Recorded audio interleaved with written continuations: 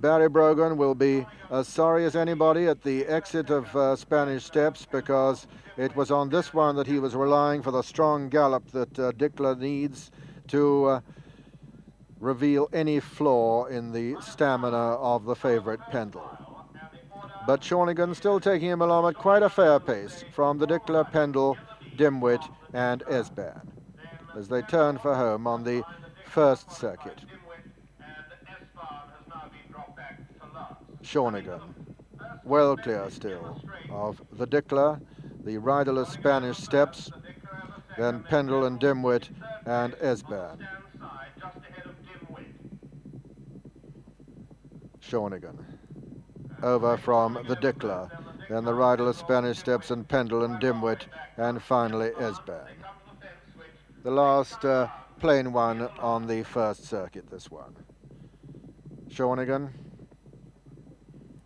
jumps it in the lead from the Dickler, Dimwit, Pendil, and finally Esban.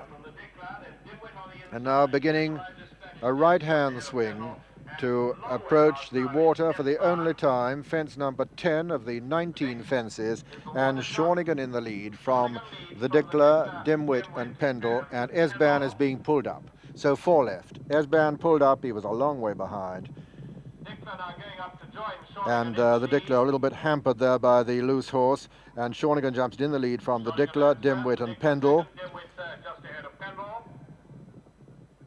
And coming up towards another plain one, Shawnigan from the Dickler, Dimwit and Pendil.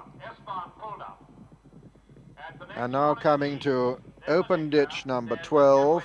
This is the penultimate open ditch. Shawnigan from the Dickler, Dimwit and Pendil. A right-hand swing now. Spanish Steps, the riderless Spanish Steps, staying with them, causing Barry Brogan possibly the most worry, because he's just in front of the Dickler most of the time. But Shawnigan in the lead from the Dickler, Dimwit and Pendil as they come up towards another plain fence.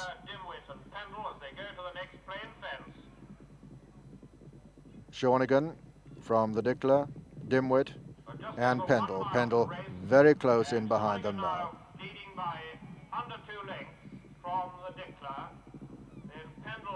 Shawnigan from the Dickler, then Pendil, and then Dimwit back in fourth now. And it's Shawnigan from the Dickler, Pendil and Dimwit. And Spanish Steps has run out. He saw the entrance to the stables there very cleverly, and he nipped off through an exit there. And at that it was Shawnigan from the Dickler, Pendil very close up to the Dickler, and then Dimwit in fourth. Just 4 left. They come to the next. Shawnigan over from the Dickler and Pendil, and then Dimwit, who made a mistake at that one. Coming up to the next fence now, Shawnigan from the Dickler and Pendil. Shawnigan over the Dickler second, and Pendil nodded a little bit at that one.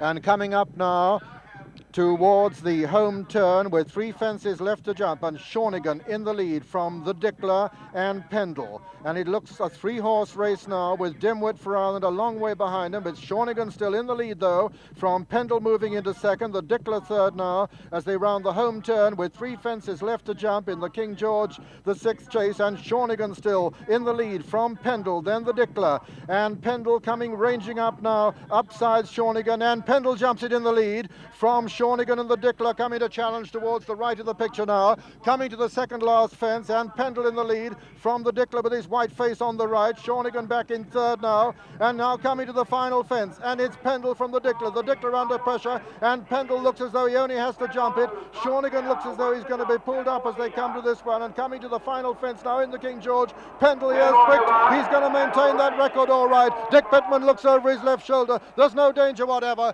The Dickler chasing him home and coming up towards the line. Pendil wins his 9th in a row. The Dickler is second, last year's winner is second, and then comes Shawnigan, who got very tired. He looked as though Paul Kellaway was going to pull him up, but he's run on gamely to be third, and the Irish Hope Dimwit just coming up now to be fourth. And so the result of the King George the 6th chase is first number 4, Pendil, owned in partnership by Mrs. C.C. Swallow and Mrs. G.D. Corbett, trained by Fred Winter and ridden